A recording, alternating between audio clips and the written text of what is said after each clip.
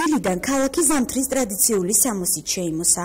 თეთრებში გამოწყობილი წიწოვანი ხეები კი მოსახლეობას წინა საშობაო განწყობას უქმნიდა. მაშინ, როდესაც წელიწადის ყველა დროს თავისებური ხიბლი აქვს, ზამთარმა დღეს საკუთარი სათქმელი თქვა და უჩვეულო განწყობა შექმნა.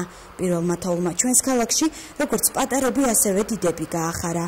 თითოეული მათგანი ჩვენი კამერის ობიექტივში მაყურებელს თოვლის ლუსვას უოცავდა.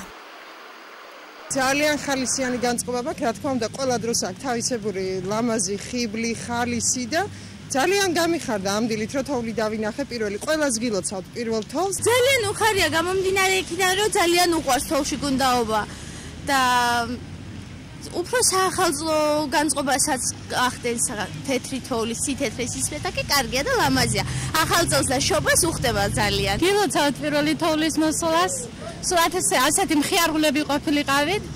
და რა ვიცი, ახალ წელსაც გილოცავთ, მომავალ ახალ წელს. გაგვიხარდა შედარებით იმისა, რომ ცხოვრობდით რუსეთში, მაგრამ თოვლი არ გვინახია, კარგახანია მონატრებულები ვიყავით. ხო, შეხვდა. ძალიან რა ვიცი, გაუხარდა. დაბალი ტემპერატურა და უხვინალექი ქვეყნის მთელ ტერიტორიაზე 2 კვირა აფიქსირდება. მეტეოროლოგები დღეიდან ამინდის გაუარესებას ვარაუდობენ, თუმცა პროგნოზირებენ, რომ ცივი შემოდგომის შემდეგ გასულ წლებთან შედარებით თბილი ზამთარი იქნება.